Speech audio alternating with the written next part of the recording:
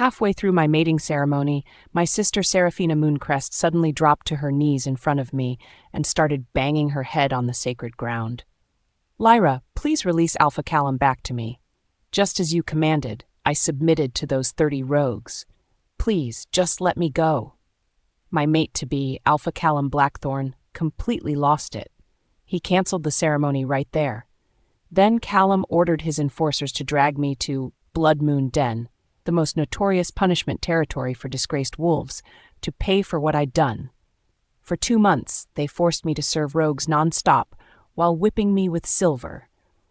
Tipped ropes, even impairing my ability to shift. After that, Callum finally remembered me. But I just kept my head down, numbly kneeling at his feet, skillfully took off my clothes. When I limped out of Blood Moon Den, Callum was already waiting outside. My old rival, Blake Ravenclaw, stood there with his phone, live-streaming my pitiful state for every pack in the territory. They wanted to see me humiliated, but there was nothing left of my pride or confidence. "Lyra, why are you just coming out now? Looks like you wanted to stay longer.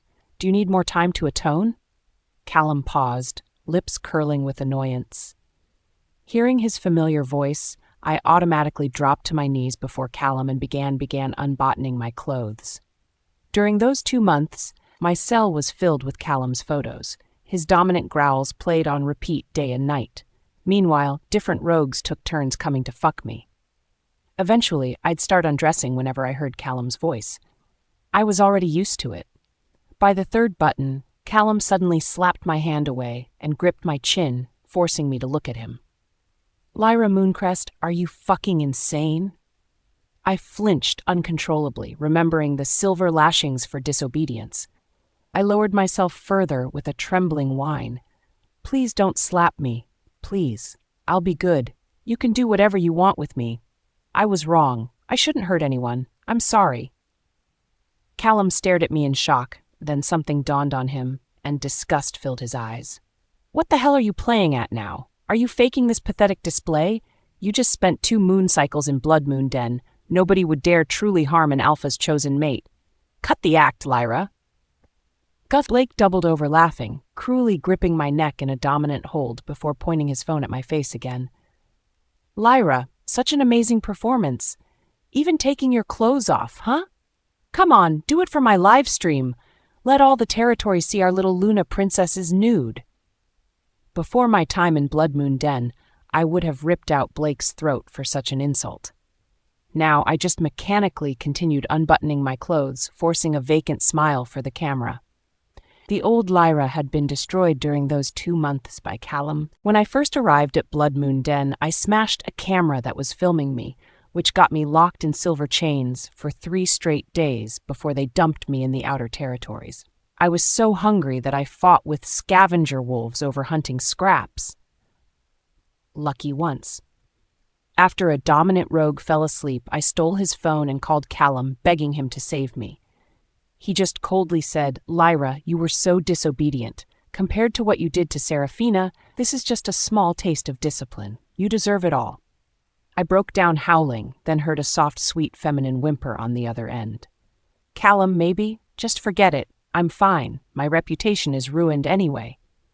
Later, did I learn they'd formed their own mate bond in my absence. Countless intimate photos were printed, thrown in my face, and plastered all over my cell. A constant reminder that Callum didn't love me. I finished unbuttoning everything. Blake's laughter grew more suggestive. He read all nasty comments from other packs watching the live stream. Callum struck me across the face. The hit snapped me out of my trance. Callum's face turned ashen. Dark fury filled his eyes. "Lyra, what the hell are you doing? You've completely lost your pride as a Mooncrest. Would you strip naked right now if I asked you to?" "Where's that fiery you used to have? I was just trying to teach you a lesson. You don't need to put on this pathetic act. Where's that alpha female strength you used to have?" I'd heard those words countless times over 2 months, already numb to them. Callum grew irritated at my silence. He grabbed my arm and threw me into his sleek black Defender, forcibly taking me back to the Mooncrest pack. When we arrived, my parents and Seraphina were having dinner. They welcomed Callum warmly while completely ignoring me. Lyra, you look thinner. I'm so sorry, this is all because of me. If I had kept silent that night, maybe you wouldn't have suffered. It's all my fault. Seraphina's voice dripped with fake concern. She hugged me, pressing hard against the silver burn marks on my back. When she was close to my ear, her voice was full of malice. How did you like it? Those rogues I selected for you, did they make you scream? My face instantly turned pale. I instinctively pushed her away, demanding why she was treating me like this. Why frame me at the mating ceremony? How could she treat me like this? I was her own sister. But in the next second, Seraphina deliberately fell to the floor. She scraped her arm and knee badly on the rough stone. Blood immediately stained the polished floor. You still hate me, Lyra. Seraphina's face was already covered in tears. Enough, Lyra. I knew you were faking it. Callum shoved me aside and picked Seraphina up. You act submissive around me, but attack Seraphina the second you see her. If you think your punishment wasn't enough, fine. Just go back to Blood Moon Den. Look what you've done. How could you still show no remorse? I caught the victorious gleam in Seraphina's eyes, but felt nothing. At the sound of Callum's raised voice, my body automatically dropped to my knees. My parents' expressions were extremely displeased, their voices cold and distant, unlike my real family. Lyra, you've completely disgraced the Mooncrest pack. Stripping on a pack livestream in front of all the territories. Is this how we raised you? Who gave you the nerve to keep attacking Seraphina over and over? I numbly raised my head. Seeing my parents' disgusted looks, my heart completely sank. My wolf dignity had been worn away through weeks of dominance displays and humiliation. All I knew now was that defiance meant silver chains and starvation. I was terrified of the pain from having my bones rebroken. Mother, father, don't blame Lyra, she's still adjusting. I shouldn't have said anything. Making her serve the Blood Moon Den may have been too harsh. My father's face turned red with anger. He approached and struck me across the face. I tasted blood in my mouth. Ungrateful pup, you ruined your sister's reputation and you still defy us. You'll kneel right here until you apologize to your sister. I trembled all over, my face turning paler. Many of the rogues at Blood Moon Den had particular tastes. They liked making me kneel, and now those memories came rushing back. I clenched my teeth hard, my whole body tensing, trying desperately not to whimper. My father thought I was being defiant. He crouched down to look at me, about to shout, before my actions stopped him. I trembled, crying with a vacant stare, quickly reaching for the buttons Callum had redone. I'm sorry. I'll behave. I'm sorry. Please don't hurt me. I'll undress faster. You can do whatever you want. I beg you. The living room went dead silent. My parents stared at me in shock. Callum recovered first. His expression hardened as he removed his leather jacket and wrapped it around me. Lyra, what's wrong with you? This is your own pack. Why are you acting insane here? Nobody's going to hurt you. Just stop pretending. Didn't you just attack Seraphina? I didn't even hear him. I fought to get out of the jacket, kneeling and frantically trying to unbutton my clothes. Please, I'll take it off. Don't use silver. I'm begging you. Please no. During my worst day at Blood Moon Den, and Rogue became particularly enraged. He had my clothes sewn onto my skin, forcing me to tear them off as fast as I could. If I took too slowly, he'd punish me with silver-tipped claws, burning wolfsbane, or forced partial shifts that broke my bones. I was always hungry, barely slept, and had no strength to take it off. I had no choice. I used teeth. By the time I got everything off, my body was covered in blood. Even now, the scars never heal. They break open again and again. When I kept struggling, my parents called Dr. Maxwell Silverbrook. Once a healer, currently a guest in the pack, he administered a calming herb to soothe my wolf. Miss Mooncrest is experiencing severe psychological trauma. She needs proper pack healing immediately. Dr. Silverbrook paused with genuine concern in his eyes. Her condition is critical. She needs to be hospitalized right now.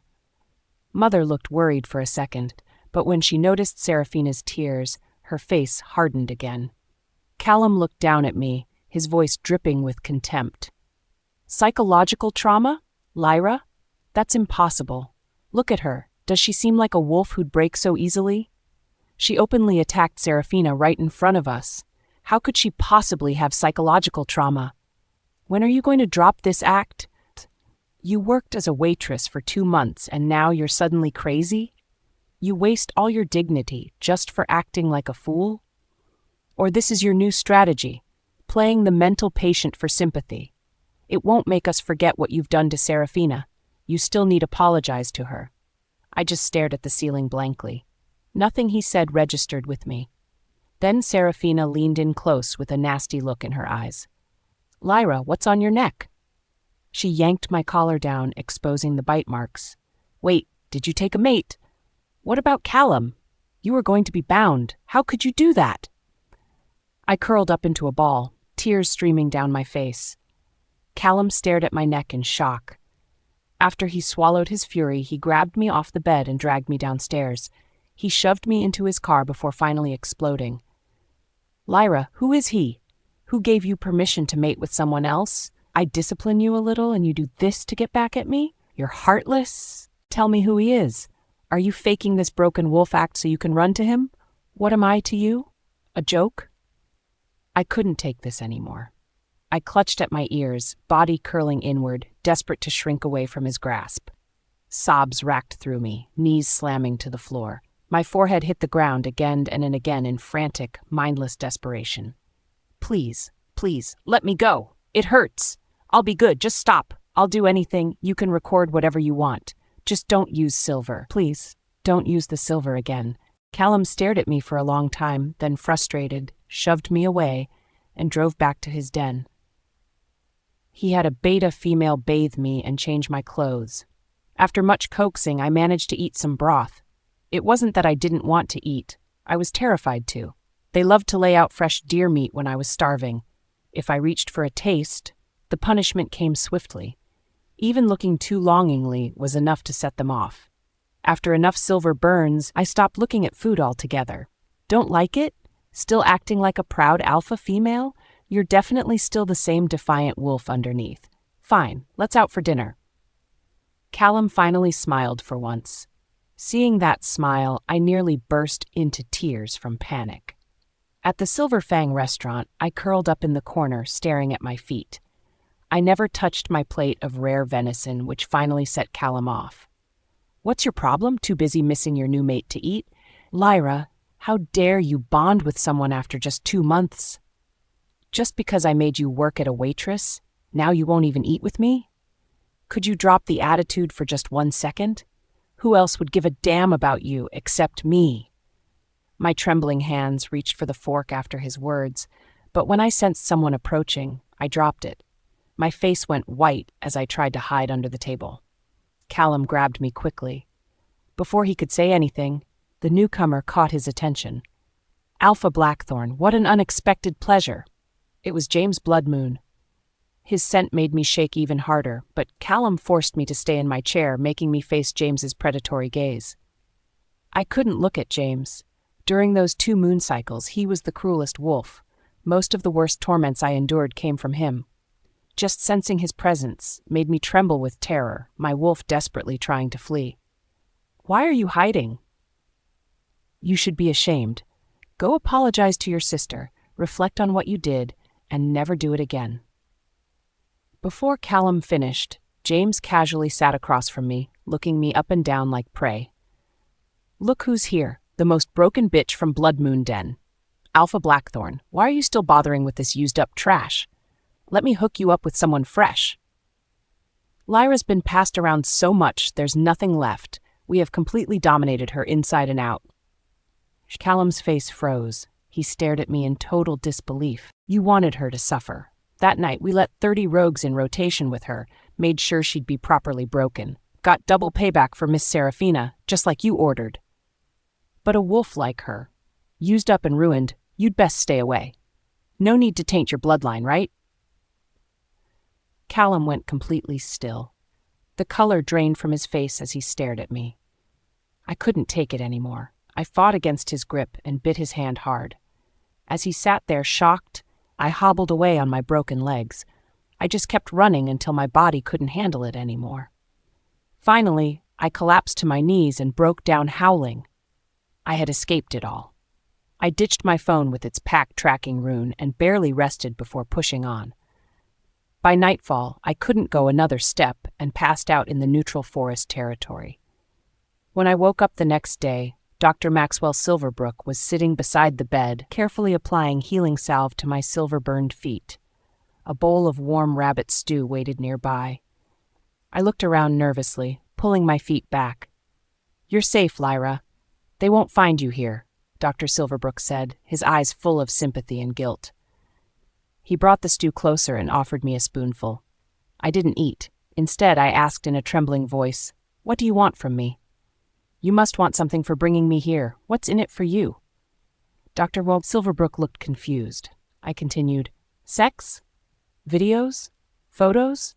Or you want to hit me? What's your price?" Before I could finish, Dr. Silverbrook put down the stew and pulled me into his arms, his body shaking with emotion. I tried desperately to pull away, but I was too weak to break free. I gave up struggling. My hands went to my buttons. I mechanically began undressing in his arms, looking up with dead eyes to show him my scarred body. "You can fuck me. Just please don't tell them where I am. I can't go back there. You can do whatever you want, as long as you wish. Just please don't send me back." I'd learned that obedience was the only bargaining chip I had during 2 months. Even if it didn't work, it also hurt less. But surprisingly, Dr. Silverbrook's eyes filled with tears. They dripped onto my hands as he gently buttoned my clothes back up. He held me carefully, repeating over and over, "Lyra, I'll protect you. I'll protect you. Don't be afraid." I didn't know how to react. I barely remembered Dr. Silverbrook from before. Back when we were adolescent wolves, some pack bullies had forced him into icy territory waters. I jumped in and pulled him out. Afraid he might die from the cold, I gave him CPR, then used my father pack's influence to punish those responsible. Years later, he'd become the Blackthorn Pack's healer. We barely saw each other after that. The only times we met were for routine pack examinations. I numbly finished the stew and fell back asleep, exhausted. All I heard was Dr. Silverbrook's gentle voice promising safety. How long had it been since anyone had shown me kindness? No matter if this wasn't real, I hoped it would last a little longer. I slept until sunset. My body still ached, but I felt much better. For 3 days, Dr. Silverbrook never left the cabin. He focused entirely on helping me recover and hired a maid to apply salves to my silver burns. On the 4th day, Callum stormed in. The maid avoided my eyes guiltily as she opened the door and quickly slipped out. "Lyra." That familiar voice made me tremble uncontrollably. Callum didn't notice. He walked straight up to me and glared at Dr. Silverbrook. "Why didn't you tell me? Why didn't you contact me sooner? Why didn't you fight back when they hurt you, Lyra?" My face went pale. I instinctively backed away, which cut Callum to the core. "Lyra, I'm so sorry. I swear by the moon goddess, I had no idea they were doing that to you. I just wanted to teach you pack discipline, make you struggle a little. Not anything like this. I didn't know. Please back to me. Let me avenge you. I'll personally hunt down every single wolf who touched you. No one will escape my kill. Just come home with me, please." By the end, his eyes were drowning in regrets. Seraphina arrived moments later, breathing heavily. When she looked at me, her eyes flashed with hatred before she quickly masked it with a fragile expression. "Lyra, I'm so sorry," she whispered tearfully. "You must hate me now. It's all my fault. I should have kept silent. I'm the one who hurt you." She sobbed dramatically. Callum automatically wiped her tears, his scent mixing with hers in comfort. I said nothing. I stood frozen beside Dr. Silverbrook, terrified to my core. But Seraphina wouldn't leave me alone. "Why are you with Dr. Silverbrook? Are you two running away together? What about Callum? He's your destined mate." At this, Callum finally turned to Dr. Silverbrook, his expression darkening, a low growl building in his chest. "Silverbrook, I demand an explanation. You knew I was searching for my Luna. Why didn't you contact me? Lyra, come here to me. Let's return to our pack. I'll get revenge for you. I promise no one will ever hurt you again." My face turned chalk white. Suddenly, I grabbed my head and screamed, dropping to my knees in front of Callum. I banged my head on the floor wildly, unable to hear anything else. "I'm sorry. I know I was wrong. Please leave me alone. I don't want your bond anymore." "I'll go away, far away. Please just let me go. Don't make me go back. Please, Seraphina, I apologize. It was my fault. I hurt you. I'm guilty. I can face exile or death. Just don't make me go back." When my parents arrived, this was the scene they found. Mother rushed over and hugged me, collapsing in tears, apologizing over and over. Father's eyes watered as he kept saying he'd take me back to Mooncrest Pack. "My pup! My poor pup!" Mother sobbed, her voice shattered with guilt. "I'm so sorry. We failed you completely. It's all our fault. I should have believed you. But my pack had abandoned me long ago. I had no home anymore." Finally, I nearly lost control of my wolf. I tore at my clothes, struggling wildly. "Please, just leave me alone. I'll do anything you want. Just don't send me back. Or kill me instead. Kill me. Let me die for my sins. I can't go back there. Please let me go. I'd rather die." My stomach twisted violently. I retched and collapsed, vomiting blood mixed with silver flakes they'd forced me to swallow before I left Blood Moon Den.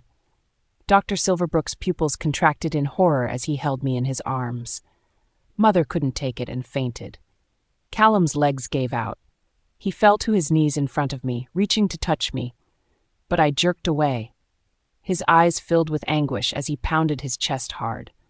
"Lyra, I'm sorry. This is all my fault. I ruined everything," he choked out.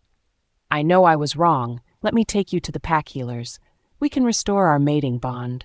Please, Lyra, I'm begging you." As he reached to embrace me, I felt a surge of strength out of nowhere. I shoved him away and staggered out through the open door. I finally stopped at the river's edge. Would dying end all this? Would that false accusation no longer hang over my head?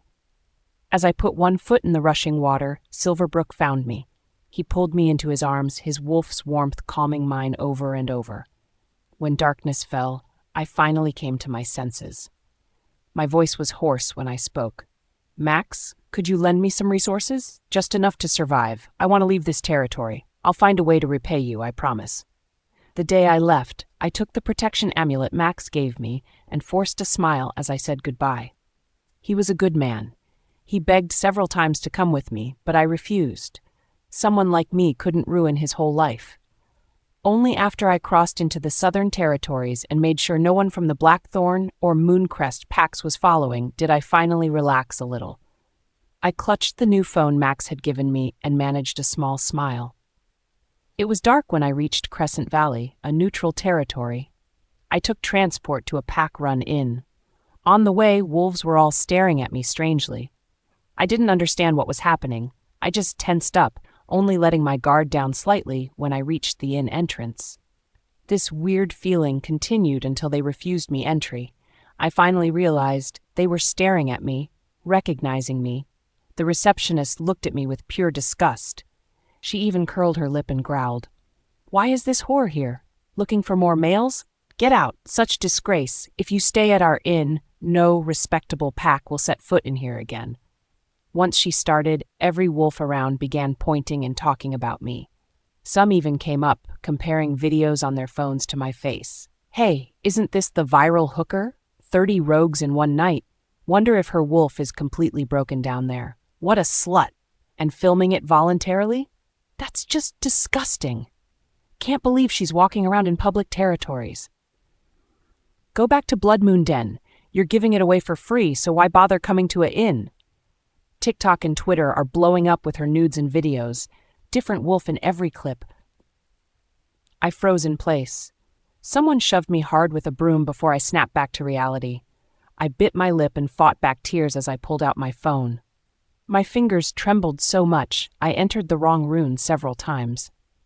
When I finally opened the Twitter and saw all those photos and videos, I finally understood the strange looks I'd been getting. The internet was flooded with hateful comments.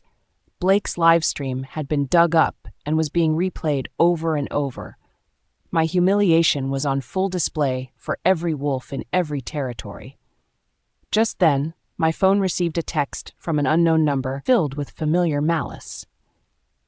"Lyra, like my gift? Congratulations, you're North America's most famous broken bitch now. Every John wants a piece of you. You're completely ruined trash. I don't understand why Callum still cares about you. You're nothing but a used bitch. You don't even know? At the mating ceremony, I made it all up. Those marks on my body were fake. Can't believe Callum and our parents actually fell for it. Too bad they didn't kill you. Those men who fucked you daily told me you were quite the ride. I hate seeing everyone coddle you. I'm only 2 years older. Why were you always the favorite? Why did Callum only have eyes for you? Why were you even born, stealing everything that should have been mine?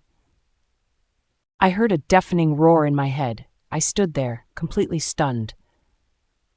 Countless insults and mockery poured into my ears. I collapsed, covering my ears, but couldn't block out the voices. Finally, as the crowd grew, security wolves dragged me out of the inn. I didn't remember how I left.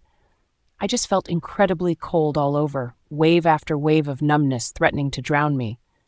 With nowhere to go, I went to the beach after dark and sat on the sand, staring blankly at the crescent moon above. Wolves who recognized me kept their distance, avoiding me like a diseased omega. The only ones who came close wanted photos, one even cruelly tugging at my shirt to expose my silver scars. At that moment, I finally realized that someone like me didn't even have a chance to start over. My life was ruined. My dear sister, my beloved mate-to-be, my respected parents, they had destroyed me. By the time the crowds dispersed, it was nearly dawn. Max had called many times. I finally answered. "Lyra, where are you? Don't do anything rash, please. I'm coming to find you. Just stay put, okay? Remember, I'm still with you. Don't be scared. I'll protect you always. Just wait for me a little longer, all right?" I softly responded, my eyes completely lifeless. When Max found me, the ocean breeze had left me stiff with cold. Without hesitation, he pulled me into his arms, wrapped his coat around me, and repeatedly kissed the top of my head. "Lyra, please come away with me. We can leave the territory and never return. I'll help you forget everything. We'll start fresh. You're not broken and dirty. I care about you so much. No matter what they say, I think you're amazing. Lyra, will you look at me? Please don't scare me like this. I promise I'll always be right by your side. Whenever you need me, I'll be there in a heartbeat, okay?" For the first time in forever, I let my guard down completely. I leaned fully into Max's embrace, soaking in his warmth. "But I'm ruined, Max. Why are you wasting your time? Someday, you'll regret this." I said it calmly, but Dr. Silverbrook laughed through his tears, kissing the top of my head again and again, promising over and over. "I've known since we were adolescent wolves that I could never regret choosing you. Lyra, if I ever did, I swear I'd end my own life first. Just please don't push me away again. Okay? Let me stay with you, just by your side." After days of holding it in, my emotions finally broke. I clutched Max's shirt and sobbed uncontrollably. I had been so close to happiness. Why didn't my parents believe me? Why didn't Callum believe me? Why would my own sister do this to me? They wouldn't even investigate what truly happened. As dawn broke, Callum found us at the beach. He collapsed to his knees in front of me. My parents stumbled in behind him. They were unrecognizable, their proud alpha appearances gone, replaced by swollen eyes and haggard faces. The videos had vanished from the internet as if they never existed. But I knew it was too late.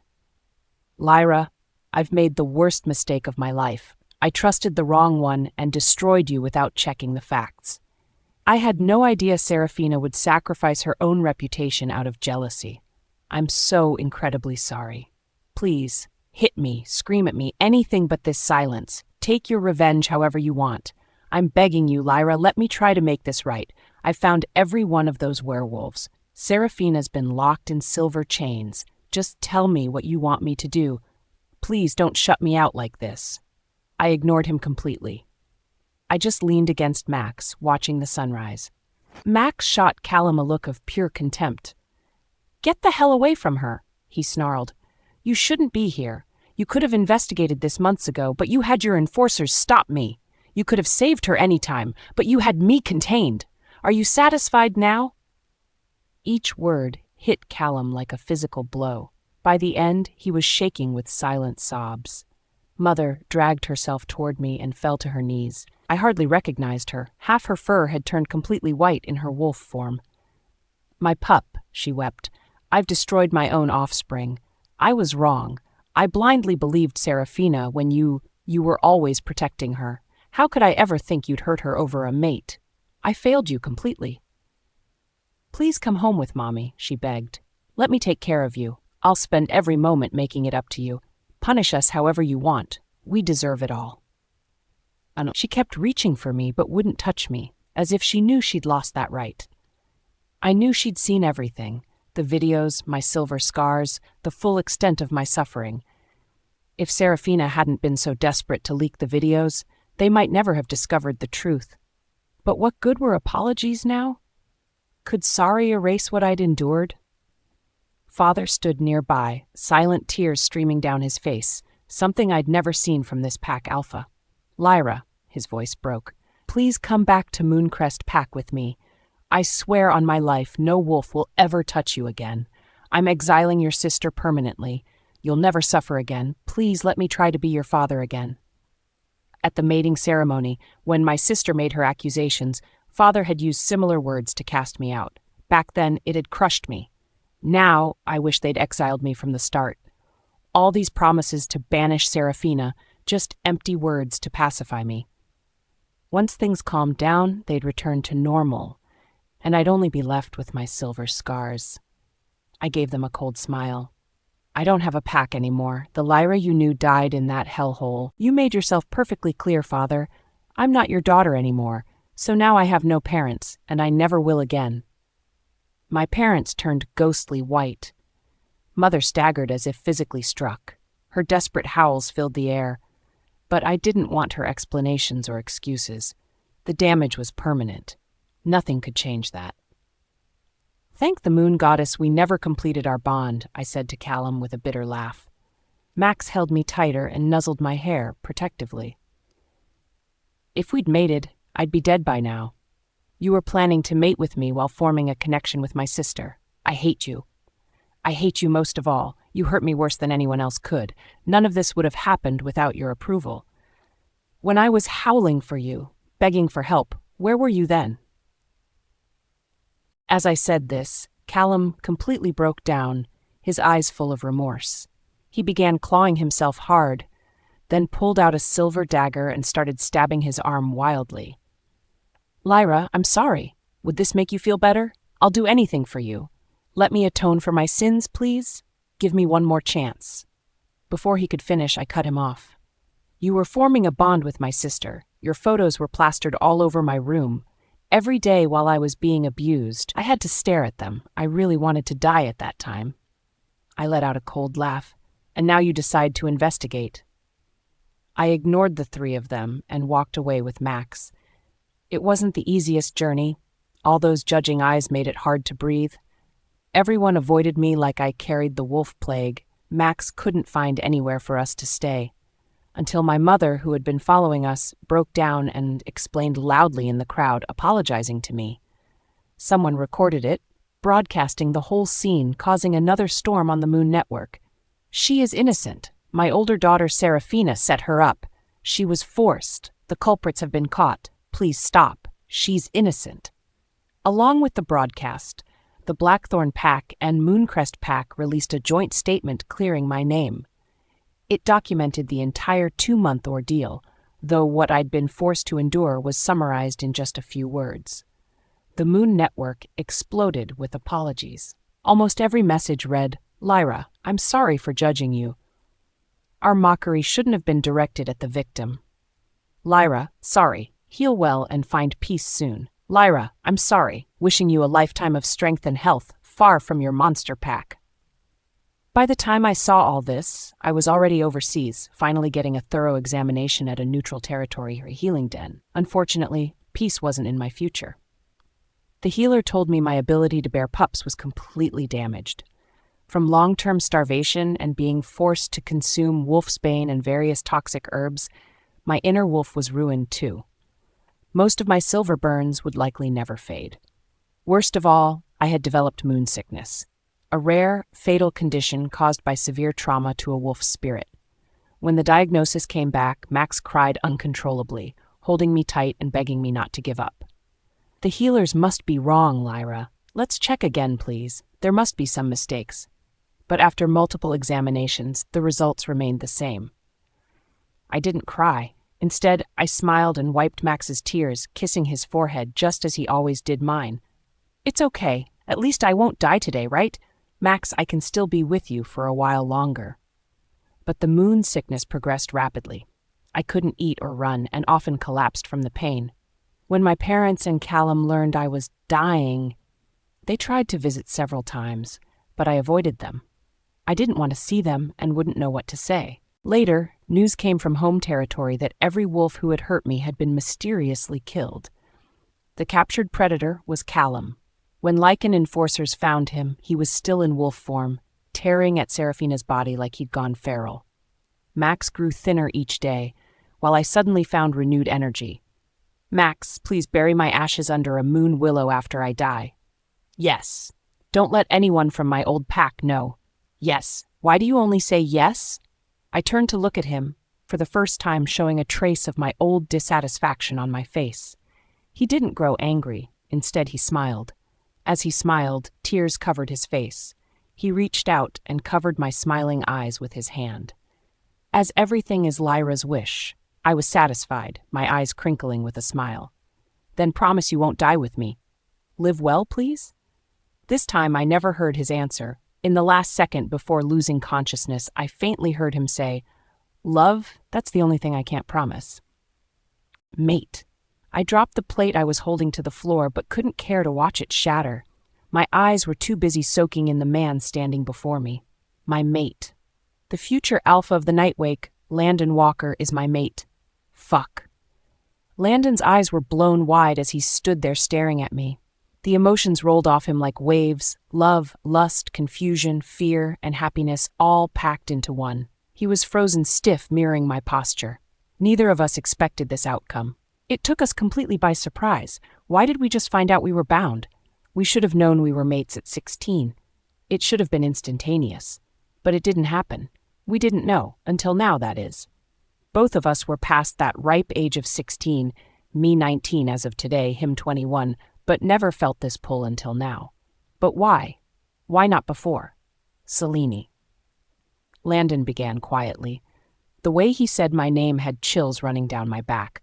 I opened my mouth to say something when the sound of approaching footsteps stopped me.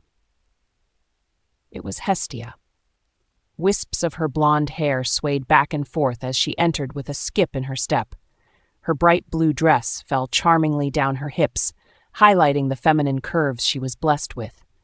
The air of cheeriness and glee she brought along with her presence cut the tension seeping into the kitchen just moments before. I immediately felt my throat constrict as I watched her wrap her arms around Landon's waist and snuggled into his chest. A pang of jealousy flared inside me, but I squashed it down. Friends. I reminded myself. They're just friends. No matter how close they were simply friends. Landon seemed a little taken aback as he shifted on his foot and wrapped his arm awkwardly around her, his expression a mask of conflict. "There you guys are! I've been looking for you two. Can't have the birthday girl isolating herself." Hesita smiled brightly at me, baby blue eyes shinning and all. She looked absolutely stunning. My baby sister was glowing with happiness as she basked in his affection. In that moment, I could feel my heart rage with growing envy. It was wrong, so wrong for me to want her as far away from him as possible. But he was my mate. It was instinctual to be territorial. It was in my nature as a wolf to desire him for myself, regardless of what my human side told me. Against my morals, better judgment, and all sensical thinking, I wanted nothing more than to just stake my claim. I wanted to tell Hestia that he was my destined one, and that I was his. But I couldn't. I couldn't do that to my sister. At least, not yet without explaining it to her. We had to have a proper conversation about this. I knew it would break her heart, and that was something I wasn't ready to do. I doubt I ever could be. In that instant of clarity, he became part of me. A part that couldn't belong to no one else but me, not even my sister. I knew then and there that it was selfish thinking. They were only friends, yet I was trying to separate them. While I wanted to run away and hide, my wolf wanted to fight for what was hers. Instinct or not, it felt wrong. I hated the bond for it. "Celine, are you okay?" My gaze flickered to my sister, her eyes shining with concern as a slight frown tugged on her lips. For a brief second, my gaze fell to their closeness before lifting back to hers.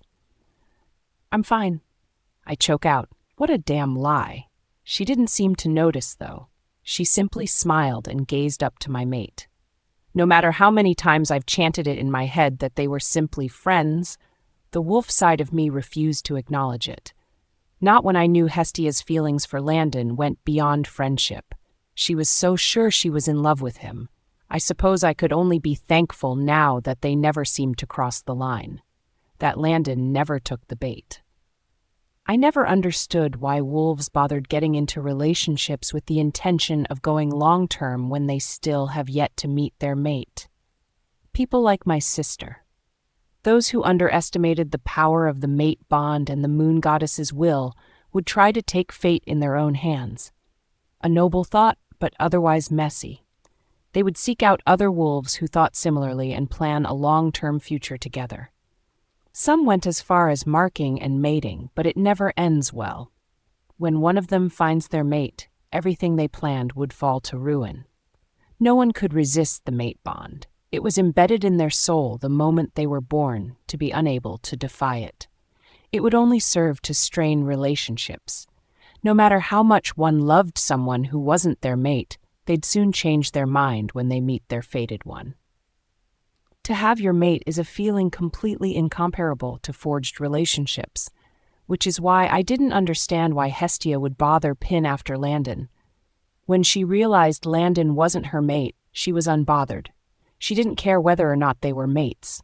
Sure, it would have been easier if they were, but she'd decided long before that he was the one for her. It just didn't make any sense to me. It was utterly pointless. She had her own mate out there while he did too. It didn't even have to be me. No amount of love would overpower the pull of mates. I've seen it happen countless of times. With clenched fists and a tight-lipped smile, I darted my gaze toward Landon, who averted his attention from me and smiled down at my sister. I could see through his facade, but Hestia appeared not to. With a small kiss to the cheek, he soothingly ran his hand up and down her arm before clearing his throat. "Isn't it time that we let Celine hear? Open her gifts?" Hestia's eyes twinkled with delight as she clapped her hands together. As much as I was in no mood to open gifts, she made a face that was hard to say no to. The obvious excitement in her expression made me weak to her wishes. I gave in, smiling softly before nodding as Hestia looped her arm around mine and dragged me to the living room. I forced myself not to bristle when she touched me. That little kiss didn't go unnoticed. "I'll stay here for a second. I dropped a plate. I'll be right out after I clean it up." His velvety voice stroked tingles up my skin. Hestia, who only now saw the broken plate, looked to her feet and gasped. I could tell she wanted to help him clean it, but Landon insisted he'd do it himself. After a few seconds of reluctantly agreeing, Hestia tugged me forward and began to lead me out. I could feel his gaze boring into my back as I turned. I hated the feeling of immense jealousy coursing through me caused by my own sister. She had no fault in this. Not really. It wasn't as though she knew he would be my mate. Of course, it wasn't ideal for her to be going after someone who wasn't hers to begin with, but they grew close to each other long before he got to know me.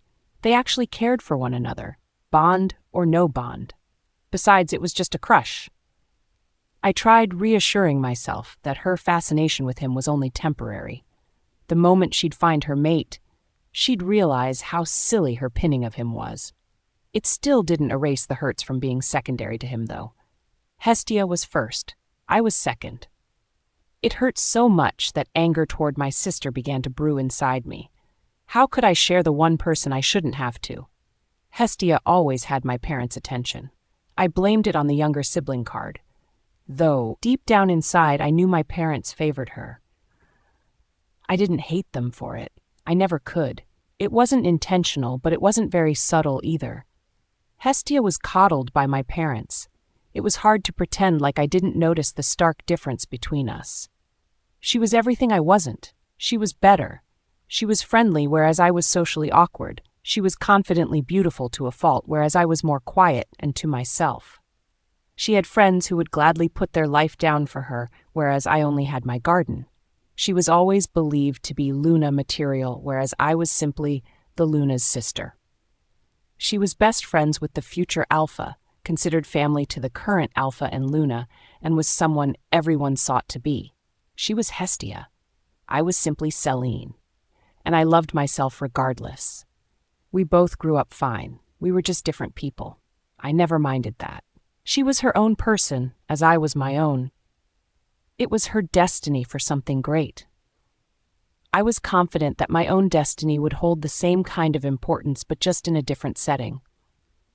I knew I was much more than what people thought me to be, even without saying it. She was my sibling, and obviously I would be proud of her. I was proud to call her my sister. She was everything I hoped she'd grow up to be. She never asked for the attention people gave her. She was just that good to be drawing that kind of love from everyone in the pack. As stupid as it sounded, seeing as I was the older sister, I looked up to her. She was somewhat of a role model to me. She was one of a kind, just as I was. She was beautiful, just as I was. It just took the right person to see that. And for me, it was supposed to be my mate. For the first time in my life, I was jealous of my sister, jealous of what she had that I didn't. Jealous of the memories they had shared, are sharing, and will share. I was never mistreated, never bullied. But sometimes I wished someone had said mean things to me, done me some wrong. At least then I would feel somewhat part of the pack. Even if it meant being in the bottom of the food chain. As of now, as it always had been, I was the outlier, the odd one out, the one people know but never knew. I just wanted a place here. Heat rose up to my cheeks when I risked a look over my shoulder to see Landon staring at me.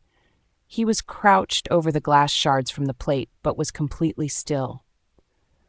We held each other's gaze as Hestia led me away for what seemed like minutes, when in reality, it was only for a brief few seconds. We came into the common room where the flat-screen TV pressed against the wall with 3 couches surrounding it, one on each side. "Selene, there you are. I was beginning to think you locked yourself in your room even on your birthday." My father laughed, raising a pointed brow at me. I forced a smile on my face before settling down on the couch opposite of him. We never really got along, but he let me do as I wished, as long as it hadn't interfered with his affairs. He was far too busy with pack affairs than to worry about me getting my hands dirty from gardening. His indifference suited me just fine. It was then that my mother came strolling in with an apron tied around her waist. I could distinctly hear her speaking to my father, but my thoughts revolved around the brunette in the kitchen who still had yet to talk to me about what we were going to do. I felt someone looking at me. I tilted my head up to find Hestia grinning as she dashed to the other room, only to come back with a big blue box tied with a little red bow on the top in her hands. She beamed, handing me the box while shifting her gaze to her feet, slipped in black heels. "This one's from Landon and I." Just as she said these words, Landon came in. I tried not to look up because goddess knows I would get lost in his forest green eyes if I did. I thought for sure he would take his place beside Hestia, but he didn't. He simply leaned against the doorframe of the entrance to the living room without a word. His arms crossed at his chest, making his muscles bulge, and temptation held me by the throat. I managed to calm the soaring desire for him and stared at the box blankly. It was heavy in my lap. Everyone stared. My wolf was yipping in my head, running in circles as she chased after her own tail cluelessly. For the most part, she was almost completely unbothered.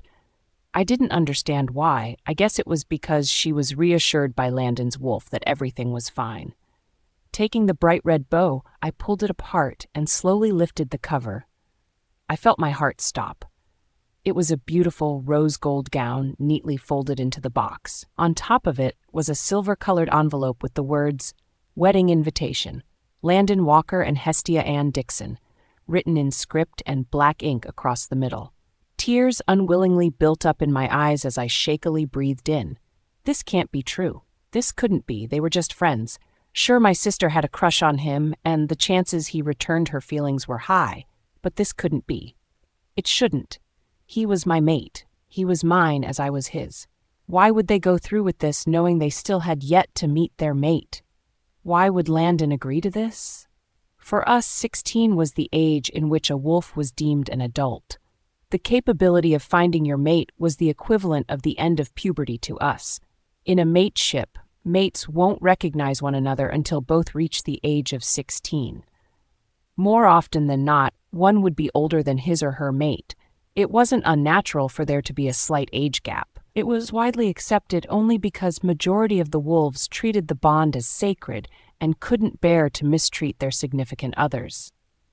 Wolves were also quicker in development, both physically and mentally, than normal humans. Raising the legal age to 18 would only complicate affairs when there would be an age gap, regardless of whether it would be a 2-year one of a 4-year one. It's why I knew that marriage between Landon and Hestia was possible, even when she was only 17, going on 18. I lifted my gaze from the box and to Hestia, who smiled brightly, expectantly, only to trail my attention to Landon, who avoided looking at me. His eyes were hard as he stared off to the side, his jaw clenched so tight his teeth might have cracked. My wolf howled within me, stirring with rage and heartache at the way things were unfolding. My parents, completely oblivious to what was going on, had gotten up from their seats to look at what my sister had gotten me. Once their gazes set on the envelope, they looked at one another and joyfully hugged my sister. They bombarded her with words I couldn't quite register going through my ears, but I could manage to catch a few phrases about being excited for the next Luna. How they were proud to have a daughter who would bring the family name into alpha status. That didn't matter to me. The Luna position never crossed my mind. I only wanted him Luna position be damned. I could only focus on the one person in the room that mattered above all. I wished I could say he looked remorseful. I wished, if only for my pride, I could say he looked torn. But I couldn't. No hint of sorrow or regret lingered on his handsome face. He looked completely calm, unbothered by the fact he was breaking me from inside out. The worst part is that he knew. The bond between us was there, no matter how small. He would feel the emotions surging through me as I would him. At least I should be able to. But I can't because he chose to block his end of the bond. He can feel me, but I can't feel him. I wanted to ask you to be my maid of honor. Hestia said suddenly. I tore my gaze from Landon, and to my sister, who had a faint pink blush spread along her cheeks. Her pink manicured fingers fiddling together in nervousness. She stared at me, hopeful and glowing. As the tears I tried so hard to maintain finally broke through their barriers, I could only manage a wretched sob. I stuttered, not knowing what to say. I couldn't muster up a proper response. An immediate frown settled on Hestia's face when she caught on my hesitance. Her eyes betrayed nothing of the disappointment and confusion she felt. She expected a different response from what I was giving her. Probably to jump at the news and shower her with kisses and words of affection like my parents did. Hestia, darling, can you and your mother please get her some water and maybe a wet towel? It seems as though Celine needs to take a breather. I guess the excitement and shock of the wedding stunned her. Hestia and my mother immediately shot out of their seats to make a beeline to the kitchen. I could only look at Landon and my father, who stared at us with confusion. His suspicion grew very quickly. Landon, you can't. Beta Benicio, please escort Celine to my office. Father looked between Landon and I before nodding solemnly and pursing his lips. With a curt dip of his head, he turned to me and gestured me to follow him, but not before shooting a glare my way. What have you done, Celine? I didn't answer the question he asked through our mind link. I knew my father was assuming I did some horrid thing that caused Landon to be upset with me. Of course, Alpha. Alpha? Why was my father calling him his future title? His birthright hasn't been passed down to him yet. We didn't even have the alpha ceremony planned out. Landon wouldn't be able to take the position without his Luna already marked, mated, and finally sworn into oath. It was the conditions the first Nightwake Alpha set. Landon nudged his head to the side where the exit was, and I found myself standing up to follow my father out. He said nothing to me as I walked past him and to the direction of the Alpha's mansion where the office would be. It was only when I had both feet out the door did I hear Landon's voice again. Even though I knew what was happening, I couldn't help but look over my shoulder to see him talking to Hestia, who had a glass of water in hand. As if sensing my gaze, Landon looked in my direction and locked eyes with me, his hard, steely gaze giving nothing away as Hestia looked over him to find me. Not being able to stomach how perfect they looked together, I turned away and focused my eyes on the ground. We walked up the steps of the porch, my father opening the door for me while I walked in awkwardly. This was the first time I ever stepped inside the Alpha's home. Alpha Harrison never really permitted anyone outside his family or high ranks inside. Seeing as the Alpha and Luna loved Hestia like a daughter and that she was Landon's best friend, she had been here countless times before. Go up the stairs and make a right. You'll see the Alpha's office. Go in, sit down, and don't move until he comes in. I was about to ask him about the whole Alpha title, but he never gave me a chance to ask when he abruptly turned on his heel and walked back out. I swallowed nervously, craning my head to the wooden stairs before approaching it like it was made out of fire. The creaking under my feet, each step I took did nothing to calm my nerves. I was scared shitless. Once I reached the top of the stairs, I looked to the right and saw that the first door there led to the Alpha's office. If the golden nameplate reading Alpha Harrison wasn't an obvious indicator, then the large Nightwake Pack symbol of an arrow shooting through the crescent moon in black ink on the top half of the door just below the nameplate was. I walked toward it, raised my knuckles to the wood, and knocked on the door. A few seconds went by, and I didn't get a response. I didn't really expect to, seeing as the Alpha was apparently away for business, but I couldn't help but feel my heart beating out of my chest. I decided to wait a few more seconds before warily turning the doorknob and pulling it open. I stuck my head in. Empty.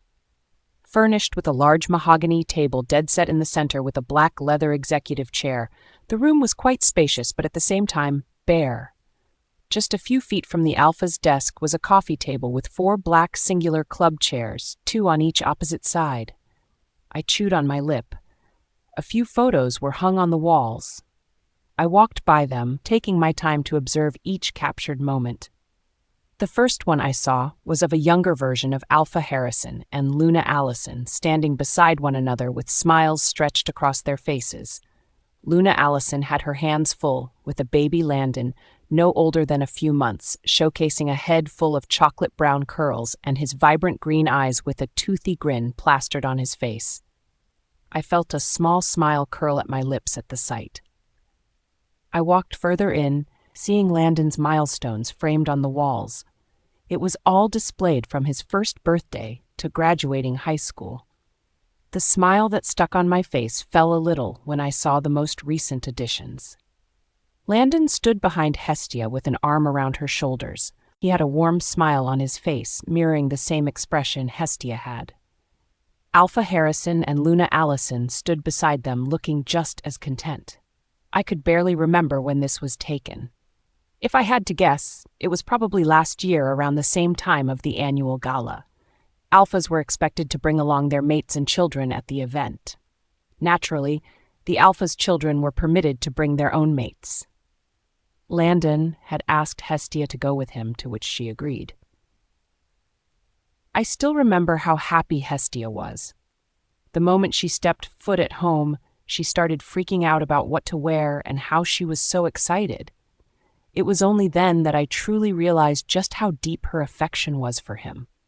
I was a bit worried, seeing as what the significance of bringing her along to the gala meant, but nothing in their relationship seemed to change, so I passed it off as just a platonic outing, probably so he wouldn't be bored the entire night. Now, however, I see how wrong I was. Celine, I whipped my head around, instantly locking eyes with green hues. I felt the air get knocked out of me just from seeing him stand there. In all his glory, he stood tall with his lean, slightly built body tense from emotion. I straightened up. As awkward and horrible as I felt right now, I knew it was better to at least try to act somewhat composed instead of acting like a blubbering fool. "We need to talk." I could only nod. All sorts of thoughts ran through my mind, but not one included the possible chance of rejection. Landon sucked in a heavy breath, moving to the side of the door to which Hestia, my mother and father, emerged from. My eyes widened. I immediately sought after Landon's gaze to silently question him, but his focus was on Hestia, who slipped her hand in his as she stared at me guiltily. She bit her bottom lip, eyes staring hard into the floor. Mother and father both had grim, serious faces as they stared at me with contempt. Finally, Landon lifted his gaze from Hestia and looked at me. I could see his jaw twitch, muscles taut as his grip on Hestia's hand tightened. The tighter he held onto her, the tighter my chest felt. "This isn't going to work," he said suddenly, so softly, but the sting it accompanied felt like I was slapped. The world was slowly falling away from me, but I kept my eyes trained on him.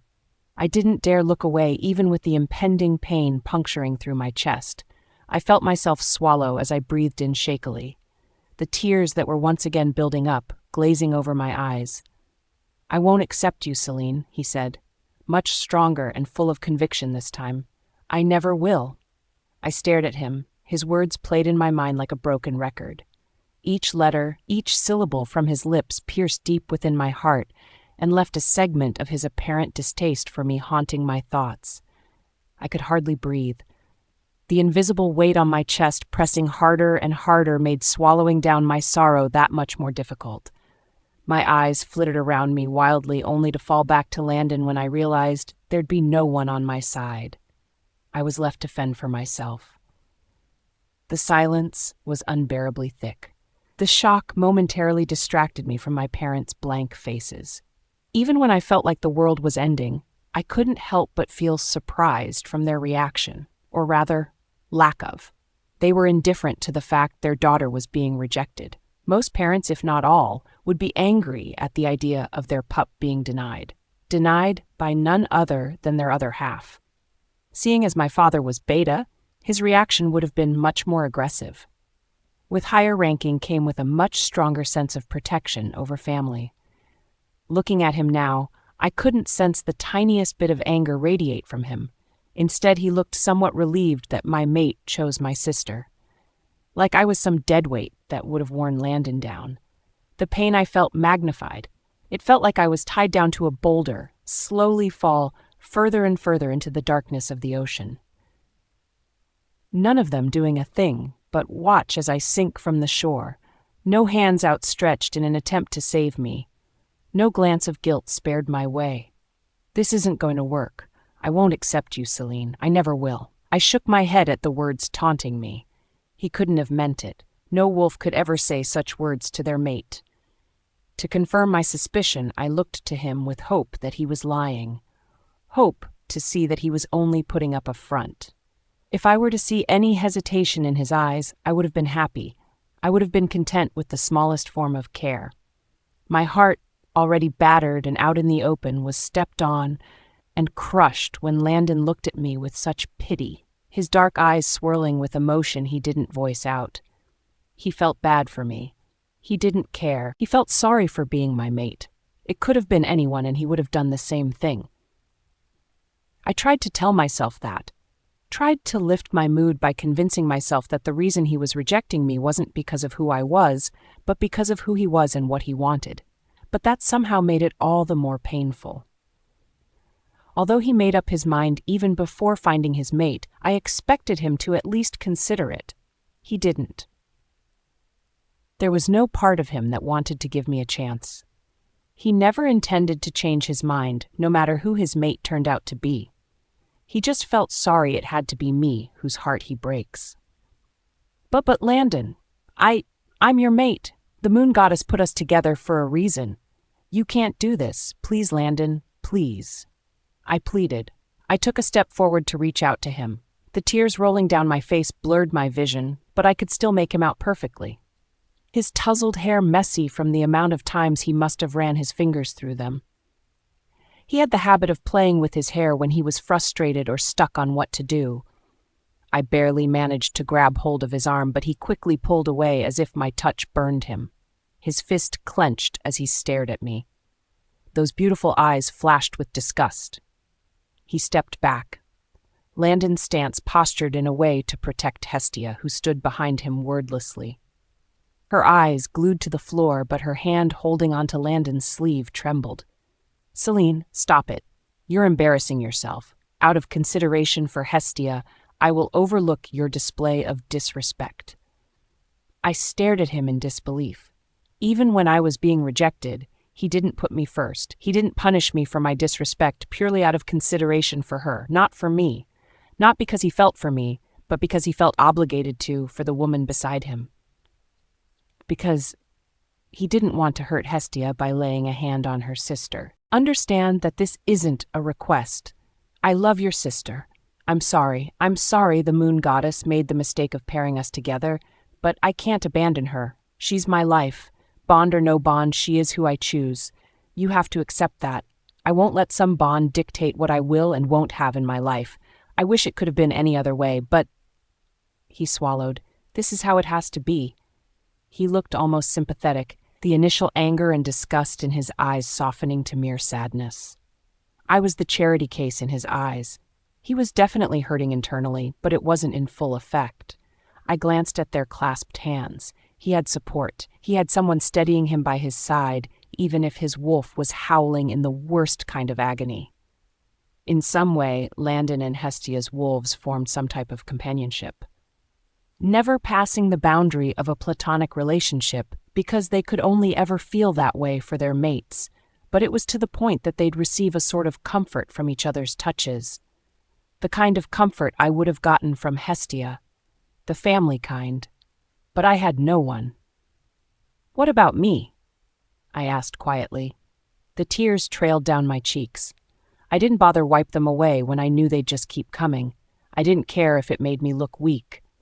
I didn't care if the whole pack saw this. My heart was bleeding from inside out, and the only form of consolation I had was to let it go. The sister who would comfort me was the reason this was happening. "You have Hestia, but what about me? I didn't do anything. I'm being forced to watch you two stay together while I can't find my happiness. You say you don't want the bond to take control, but..." I sucked in a shaky breath. "Why do I have to get punished? Why are you punishing me for something out of my control? You may not want a mate, but I do. Wolves only get one mate, Landon. No wolf can ever be truly complete without their other half. I only ever wanted my mate. Who will I have if not you?" My voice cracked at the end, the strength that held me up slowly leaving me. I felt so weakened, so drained both emotionally and physically. I could feel our bond prick with waves of discomfort and despair. Landon's eyes closed for a brief second before he pried them open. They were hardened, glossed over with certitude. I begged the goddess above for him to give me a chance. Pathetic as it was, he was my future. The future I wanted so desperately. Even if it made me look like the bad guy, I wanted to have him. Even if I looked like a fool chasing after him. "Celine, I'm sorry." I blinked away my tears. Landon had turned away, glaring into the floor, all the pent-up frustration in him being taken out by drilling his anger to the ground beneath him. He couldn't bear to look at me anymore. Not that I could blame him. I looked like a mess. Red-rimmed, swollen eyes, skin pale from anguish. His resolve would surely waver if he looked. Much to his dismay, his wolf was fighting for control. The hurt his human side inflicted on his mate urging him to come forth. The green in his eyes flickering to a soulless pitch black. I looked to my sister, who still had yet to say something, my eyes pleading with her to understand. She knew better than anyone how much I wanted my mate, how much I longed to finally meet mine since the moment I turned 6 and learned about them. How disappointed I was when I didn't meet him the day I turned 16. How I spent hours looking around the pack territory in hopes to find him wandering about. Hestia met my gaze and shook her head. She grabbed onto Landon before wedging herself in his arms. She cuddled into him, using his body to shield her away from reality. "I can't let go of him." She whispered hoarsely into his chest. "I love him, Sel. I love him with all I have. Who knows, maybe you will fall in love one day. Find someone of your own. It doesn't have to be this way. You don't have to follow the mate." A loud snarl cut her off. Everyone's attention drifted to Landon, whose lips were tugged upwards to the point his extending canines were visible. He obviously didn't like the remark of me falling in love with someone else, but none of us dared to comment on it. While he claims to want my sister, he also hates the thought of me having another, absolutely despises it. My wolf growled in disapproval for his hypocrisy. What surprised me was that my wolf was taking his rejection far better than I was. While I felt the need to cater to him and plead him to stay, my wolf was angry for his denial of our bond. She was aggressive, flicking her tail against the ground in my mind out of aggravation. She sent forth raging emotions of hostility at both my mate and sister. It took all it had in me not to act upon it. Thankfully, I managed to control her anger just barely.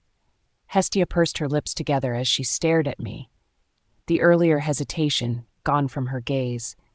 It seems like his reaction bothered her more than she let on. "It doesn't work like that, Hestia. The mate bond will always exist between us. Our souls were intertwined from the moment the moon goddess put us in our mother's womb. Only true mates can be one together, body and soul." I gingerly wiped my puffy eyes. A mate bond wasn't some flimsy thing that a simple mark on the neck could erase. If one of the true pair was marked, all the other would have to do was place their mark over the other one, and it would be like it was never there to begin with. It was painful, yes, but it would disappear almost instantly, like it was draining poison from the marked skin, overwritten by the rightful imprint. This happened with countless couples just like Hestia and Landon. I just didn't know if it were any different since Landon was of alpha blood. No alpha blood ever rejected their destined Luna. Not only was it unlikely for mates to reject each other, but it was dangerous as well. An alpha's mate was crafted for the purpose of leading a pack alongside the alpha. She would have characteristics that no average she-wolf would have. Rejecting a Luna was like sending the pack to a road ruin. At least there wasn't any record of it actually happening. It doesn't matter. Landon finally regained control over his wolf, the veins in his neck popping out as he stiffened. We came up with a solution. My eyebrows shot up. The wolf in me pawed at the restraints I placed on her. She was itching to let loose, to challenge Hestia over the right of my mate. She wouldn't kill her. No matter what, my wolf valued our blood relation, but that didn't mean she wouldn't force her to submit. She projected images of pinning down Hestia in my mind and watching as she showed her neck in submission. A feral growl of amusement resonated in my mind. I almost shuddered from her rage. "Solution?" I asked. Landon looked over to Hestia, who held his gaze before giving him a brief nod. "My wolf? He wants you as a mate. He won't settle for anyone else." He looked over to my parents grimly. "But if we were to separate, the bond would weaken." I felt my jaw go slack. Is he seriously suggesting what I think he's suggesting? I furrowed my brows together and looked to my parents. Their eyes narrowed down at me as if daring me to object. They knew about this? They were fine with Landon tossing me to the curb? They wanted to ship me away? To abandon me? This transfer won't be permanent. It'll only be until Hestia and I finish the completion of our bond. Once she's marked and officially titled Luna, you'll be permitted back. I scoffed bitterly at his words. He sounded so dignified, like he was doing me some big favor. My wolf howled inside me, trying desperately to comfort my internal destruction.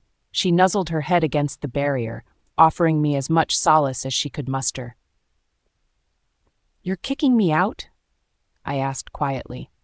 Father stepped forward, taking my arms in his large hands, and tore my attention from Landon to him.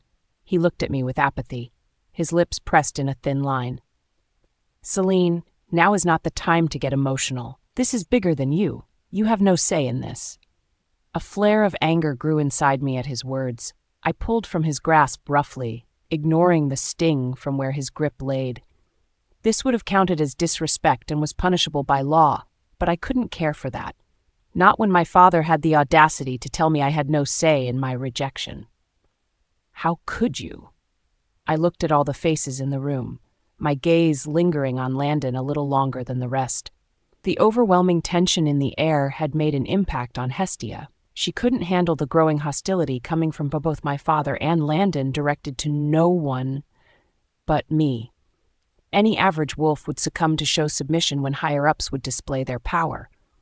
My mother was at the point of crumbling, but since she was the beta's mate, she had somewhat more of a resistance. Being an offspring from a beta doesn't always ensure power or the ability to handle power. Only alpha bloods were guaranteed that. It didn't matter whether it was a firstborn, second, third, they're ensured to have power. Maybe not as strong as the firstborn, but power above average wolves nonetheless. Mates were designed to be compatible with one another. If one of the pair had a title, their partner would be designed to suit them in both personality and strength. That would explain my deflection from their surging aura, trying to bend me to their will. An alpha's Luna wouldn't yield to anyone but their mate.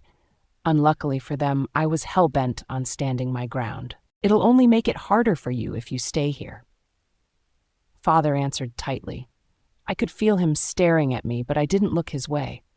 I couldn't bear to look at the man who so willingly tossed his daughter to the side for his other one.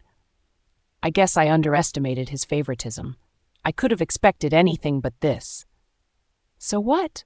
You're just going to abandon me on some pack and call me back after you mark and mate each other? After you announce her as your Luna?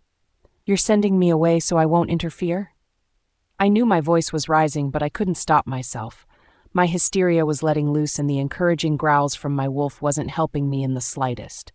I snapped my gaze to Hestia when she said my name. I know you've been waiting for a mate since forever, but I had him first. I could almost taste the bile in my throat. The underlying threat in her voice went unnoticed by everyone, but me. The worst part was that I couldn't say anything back. She was right. She had him first. If word gets out that I was Landon's mate, everyone would see me as the other woman. I was the man's stealer. Even with the bond between us, everyone would undoubtedly look at me with revulsion. I could easily say that they weren't supposed to be with each other in the first place, but what good would that do? They'd simply skim over that and argue that the bond was replaceable. That even if the moon goddess paired us up, they were already much too involved with one another. And somehow everyone would look at them like they were 21st century version of Romeo and Juliet. Up until my very own rejection, she was the heroine and I was the side character. Landon sighed heavily. He darted his tongue between his lips and swiped it along his dried opening. With one stride toward his desk, he opened the drawer and pulled out a thick manila envelope. The top had the words "Pack Transfer" written in bold, black ink. I could physically feel myself recoil at the words. They were practically banishing me for something I didn't do. They wanted to make things easier for me when really it was easier for them. You are not fit to be Luna. You don't have the qualities. If the pack were to function with you at the top, we will surely fall to ruin. Your sister is more than capable, Celine. You know that. Your sister shows more promise compared to you who fiddles around all day in the soil with your garden. No Luna does that. But did you ever give me the chance? I yelled in spite. The words my father said cut deeper than I would have expected. Everyone was so sure I wasn't good enough, but have they ever given me the chance to try? Was that asking for too much? A chance to prove them I'm worthy and more than capable to do what the moon goddess wills me to? Sign the papers, Celine. This isn't up for debate, Landon said, thrusting the blank sheet in front of me. I shook my head. I felt the rage coursing through my veins as I stared at the paper in pure hatred. No. It came out bitter. My wolf was right above the surface, the last string of my restraint slowly chipping away. This was ridiculous. Entirely insane. My father growled at me, canines extending past his lips into a menacing snarl. His beta instincts kicked in. my refusal to do what the Alpha ordered, agitating his wolf. "Does Alpha Harrison know about this?" Landon flinched. The paper in his hand crumpled at the end he was holding on to. His eyes flashed dangerously at me before repeating, "Sign it." Then it all clicked. The reason my father was calling Landon Alpha wasn't because he had the position yet. It wasn't passed down to him. Landon was going to forcibly take the title. He was going to challenge his dad, and my father was in full support. He no longer recognized Alpha Harrison as his alpha. There was only one reason he'd do it. Hestia. There'd been whispers among the pack concerning over Landon's missing mate. Alphas often found their mate not too long after turning 16, so the worry over Landon's mate was valid. Both the Alpha and Luna worried that Landon wouldn't find her or that perhaps his counterpart had been human. It very rarely happened, but to ensure a backup plan, they've decided to set an age limit. Time was ticking and Landon had been expected to have the title by now. With no other choice, Harrison had conceded to the idea of a chosen. Alpha Harrison, as much as he loved Hestia, would not accept Landon choosing Hestia over me, his true mate. He was a traditionalist. Had Landon not found me, he would have accepted Hestia with open arms. But that hadn't happened. Landon would have to act now if he wanted to have Hestia as his chosen. His wolf was already spiraling out of his control.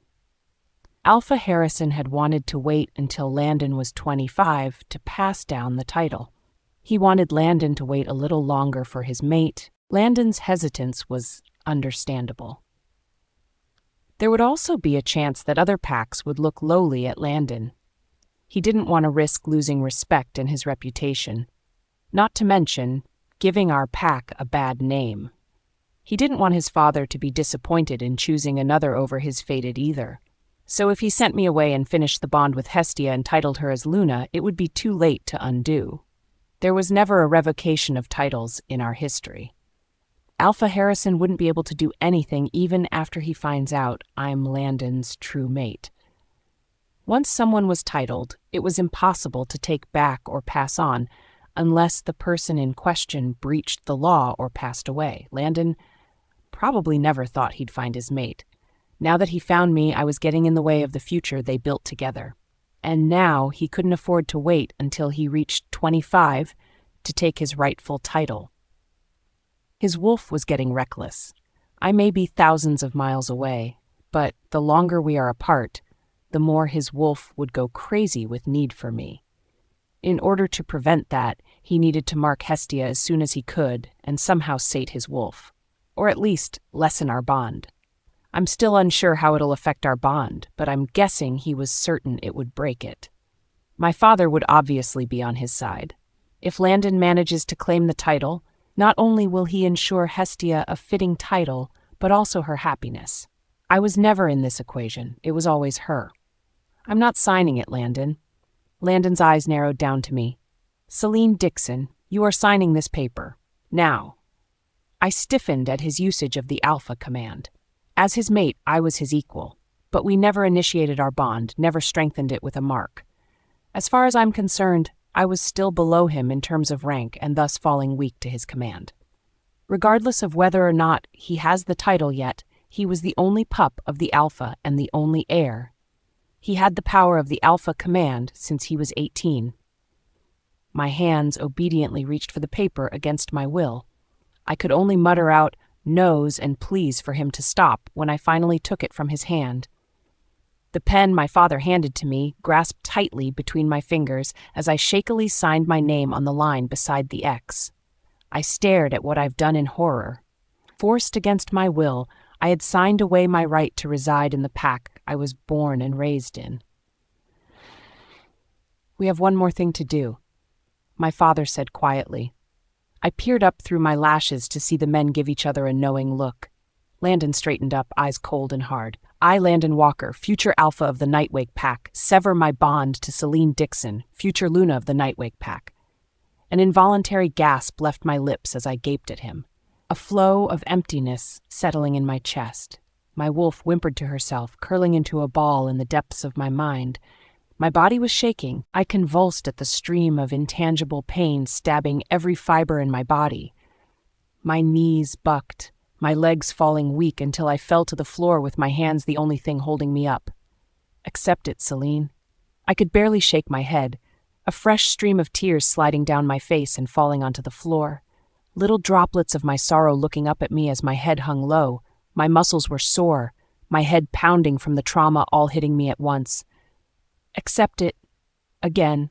He used the damned alpha command again. My bottom lip rolled out, quivering as I looked at him. I parted my mouth, but no words would come out. This was all too much. My mother silently watched on, a hint of sadness in her eyes before she briskly turned away. I didn't have to look at my father to know what face he was making. I, Celine D. Dixon, future Luna of the Nightwake Pack, sever my bond to Landon Walker, future Alpha of the Nightwake Pack. The bland words coming from my mouth burned in my throat. It felt like such a sin to utter these words. Landon hunched over, his eyes screwing shut as he tried to steady himself. Hestia soothingly rubbed his back, cooing at him as she tried to calm him. In that moment I felt so numb, so gone to the world, so gone to the land I never earned a place in. When he finally looked at me, my eyes were downcast as the tears kept trickling down my chin. "Pack your things," he said hoarsely. "You leave tonight." Tugging Hestia behind him, he allowed my father and mother to leave the room first. My father walked on, not bothering to look over his shoulder once. My mother trailing quietly behind him. Once the two left, he let Hestia go first before taking a step to the door. You know, he stopped at the sound of my voice but didn't turn around, my heart ragging loudly against my chest but was quiet to the world, shattered. I ached with intense pain shooting through every atom that made up my body. The day I met my mate became the day I lost everything. For someone who hates having his life being controlled, you sure have no problem controlling mine. So tell me, how is it any fair? He stilled, his muscles tight before going out the door and letting it close slowly behind him. It isn't, he whispered just before the door locked. But that's just the way it is. It took 2 hours to pack everything. 2 luggages I carried with me. 2 minutes to get in the van without a word of goodbye from either one of us. 2 glances behind me to see Landon holding Hestia in a tight embrace as his eyes locked with mine. Standing at the patio just a few feet from them were my parents who looked on as the van pulled out from the driveway. 2 days to arrive at the new pack I was staying with, the Duskfall pack. And now, 2 months later, I'm still here.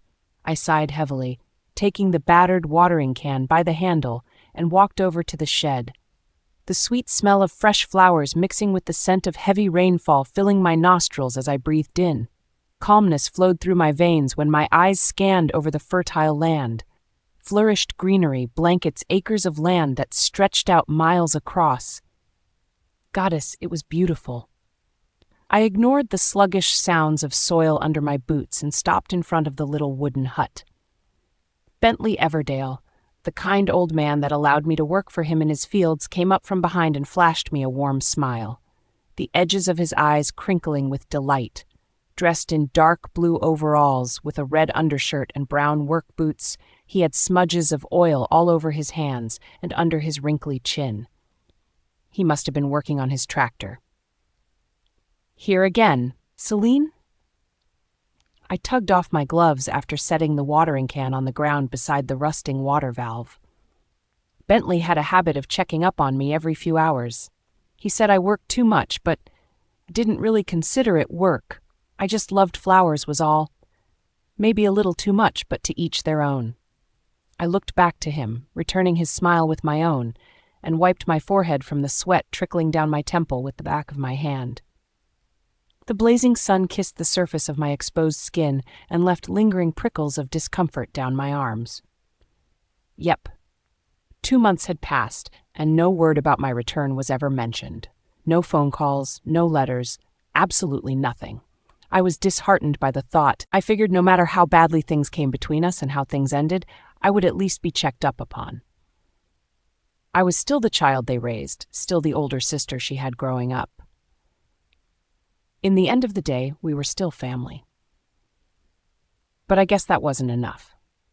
The most disappointing part of all this was that I stupidly clung on to a filament of hope that maybe, just maybe, they'd show me they cared, that they'd show a hint of regret at what they've done.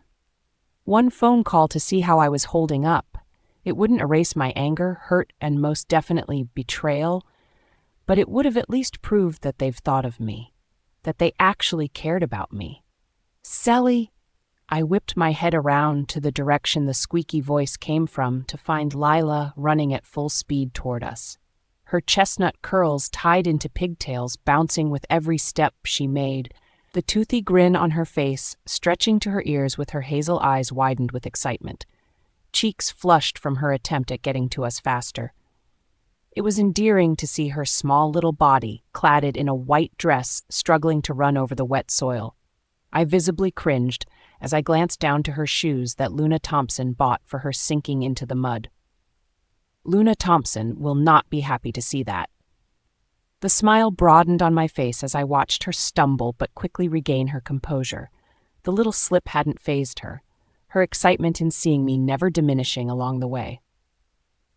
"Well, hello there, Lyra," Bentley greeted, putting both hands on his hips as he stared down at the 5-year-old amusedly when she reached us. Lyra smiled shyly, a pink blush spreading on her round cheeks. Her eyes darted to the ground before peering up to Bentley timidly. Her small fingers hooked around the hem of her dress before she dashed to hide behind me and wrapped her arms around my legs. Poking her head to the side, she peeked over me. No doubt those dew eyes of hers were watching Bentley with caution. For a 5-year-old, she was quite inquisitive. Lyra Everdale was an orphan of the Redusk pack, a pack far, far away in the east. She lost both parents at just a few weeks old after an unsuspecting rogue attack. None of the wolves wanted to adopt her because of her lineage. According to Bentley, her parents were the Omegas of that pack at the time.